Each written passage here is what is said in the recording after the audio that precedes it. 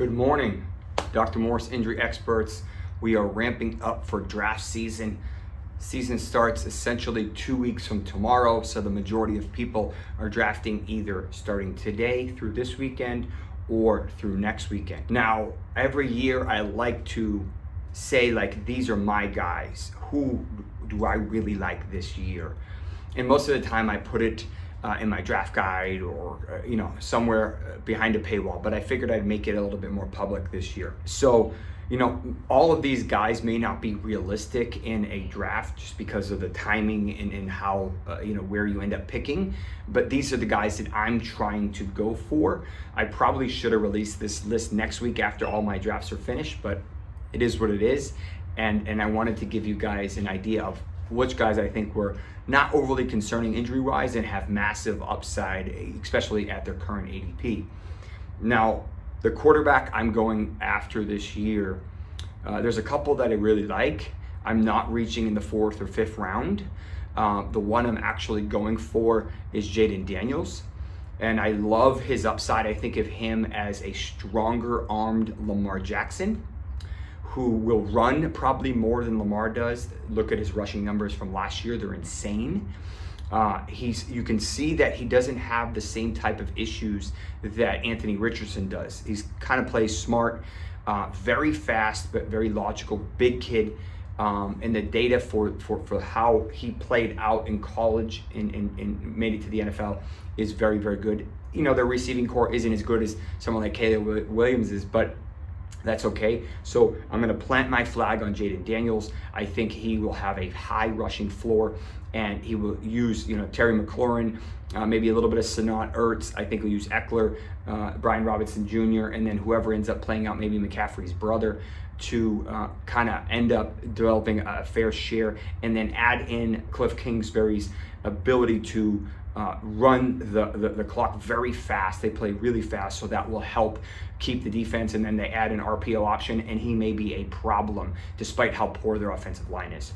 So Jayden Daniels as my QB that I'm targeting this year, probably ideally looking for him in the 7th or 8th round rather than waiting and getting sniped and then you're kind of stuck.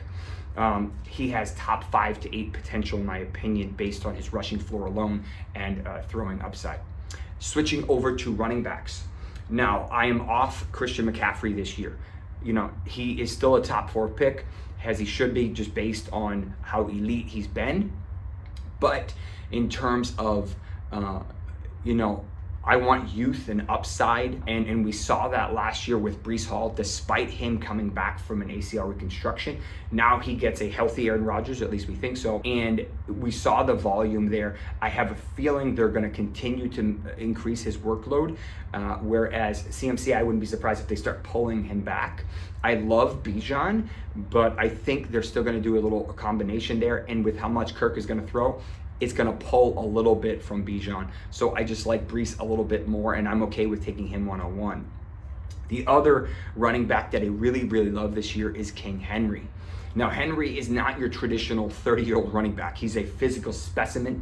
He has been able to stay very, very healthy. The only time he's really missed a whole lot of games was when he broke his foot in the middle of the season the other year, and he still managed to finish in the top 20 despite only playing half the season. You add him with Lamar Jackson, and you're going to have a one-pass option nightmare, absolute nightmare. And I wouldn't be surprised if he leads the league in rushing touchdowns. The fact that now they have to accommodate for Andrews, Likely, Flowers, Bateman, and now you have Henry and Lamar Jackson. This is going to be a problematic offense. Even though their offensive line took a little bit of a dip, I think King Henry has monster potential, and I'm not worried about the age cliff yet. Now let's transition over to wide receivers. Now, there are a lot of wide receivers in the top half of the first round. You have CeeDee Lamb, you have Tyreek Hill, you have Amon Ra, you have Justin Jefferson, Jamar Chase. I have issues with a little bit of each of them. Jamar, I have issues with contract. Ocho Cinco said the other day, if he doesn't get a new contract, he's not playing. He's not going to step on the field. So you have to risk that top 5 pick for that. Justin Jefferson, now I have to worry about how competent Justin Jefferson's going to be. with Sam Darnold, especially without TJ Hawkinson, maybe without Addison, depending on how his law stuff comes out and how his ankle is doing.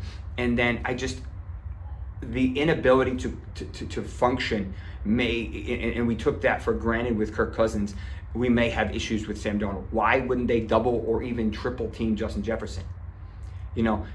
So I have enough reservations about him. I love Amon-Ra, but it's going to be hard to repeat that level of season, especially with his ADOT. I love Tyreek. He's got a little bit of a hand issue, not a big deal. But Garrett Wilson is my guy this year. I think he could very easily become what Aaron Rodgers and Devontae Adams were. He will be the new Devontae. He has that genetic freak. He should easily score 8 to 10 touchdowns. I think he's going to, absolutely destroy the targets mark because he's already had massive volume. And I really love him. You can get him mid to late first round. I'd be okay taking him at the 105 if I had to. But Garrett Wilson is the guy I'm targeting this year. You can take any of them. AJ Brown I really like too. Tyreek I really like. But I think that for this year, I think Garrett Wilson is going to be my guy. Switching over to kind of wide receiver 2, I think what we're going to see this year is the changes that we saw with Kellen Moore now landing in Philly are going to make Devonta Smith almost impossible to stop. You have AJ Brown, you're going to have eventually Johnny Wilson, you still have Goddard, you have Saquon, even though he has a little back injury. You have Jalen, and now you're going to add Devonta, who's going to be a slot and target monster who's been able to stay super healthy despite his smaller stature. So I think there's a chance he could finish in the top 10, and he's definitely not going in the top 10. Another guy I like is Jalen Waddle, but he's been banged up. He hasn't really practiced. He's probably dealing with a hammy. He struggled last year with a lot of different injuries, and I just have a little bit of concerns. I just love Devonta enough to get there. The last guy that I really love, I almost put Rashee Rice here, and I love Rashee Rice, but I thought that was a little too easy. So I kind of wanted a guy that was a little underestimated and underrated right now. He was a target monster in Pittsburgh a couple of years ago. Their offense kind of went sideways, and he got shipped off to, and he ended up with Carolina. Now I think Deontay Johnson could be a sneaky monster here. Yes, he's got a little bit of a foot injury, and I'm not overly worried about that. I think Canales hits him early and often. Thielen is on the end of his career. They don't have a whole lot of other playmakers that are proven. They have some potential like Leggett and Mingo and Hubbard and eventually Brooks, but I think they're going to use Deontay in that middle range. Early and often, 10, 12, 14 targets a game, which is insane. And at his current ADP, I think he's a smash. Another guy that is a little bit later that I do really love is the Brian Thomas Jr. I think he will become the alpha. We've seen Christian Kirk already banged up. He had another injury to finish the season last year. Calvin Ridley is now in Tennessee, so I think that we're going to see Brian Thomas just blow the top off of the defenses, and it's going to take a couple big deep shots, and they're going to be like, okay, this kid is legit, this kid is for real. So I love Brian Thomas, especially at how deep his ADP is. Beautiful flex play, and between him, Ingram, Etienne, a little bit of Kirk, I think that's kind of be the dominant offense, and once you see what Brian Thomas can do, you're gonna be like, wow, I wish I got him. Now let's switch to tight end before we kind of go into flex in depth. So I love tight end this year. It's super deep, no issues with any of the top 5 guys. I would say I'm a little hesitant on Laporta, only because I think it's going to be tough for him to repeat, and I do think it's going to be a little challenging him. You kind of have to reach for him to get it, which is okay. He's been banged up with a hammy, probably more of a grade 2, so that gives me a little bit of hesitation as well. I love Ingram this year. I love Kittle, even though he has his spike weeks and then he has low weeks. I'm assuming Ayuk will come back, so I'm not super worried about how the offense is going to change. If he doesn't, he's really going to get volume bump, and he plays through injury. I don't mind Kelsey, but you have to go up for him. Obviously, Hawkinson's not going to be back until probably week 6 or 7, so you lose him. But I really, really love the potential for Brock Bowers this year. The kid is a freak. He's probably going to be one of the best tight end prospects to come out in the past 20, 25 years. He is a yak monster. He's kind of like Taysom Hill in that he can line up everywhere. Him and Mayer are going to be a problem just because one's going to block, the other one's going to catch, or flip flop, and they're just going to be in the middle. Whereas Devontae's kind of be a little bit farther out. Jacoby will be in there. I think Zamir and then Lube, I think his name is, will end up getting a lot of volume too. But I really like Bowers. I don't mind Ingram there. I don't mind some of the other guys. But if you're waiting at tight end a little bit, I think he's the last elite guy that could finish in the top 5. I love Pitts this year as well. I can easily justify him, but I'm going to go with the rookie and see if we can go back-to-back rookie monster years with Laporta last year and now this year. Maybe we can smash on Brock Bowers. The other guy I really like that you can get super late, that has super talent, but the problem is he hasn't been able to stay healthy, and that's Greg Dulcich. Monster issues with his hammy, but this kid is talented. He's special. He's elite when he's on the field, or maybe not elite, but high end. And he's turning heads just like he should be. If he can stay healthy, he is going to be a top 15, maybe top 10 tight end, depending on how Bo Nix uses him.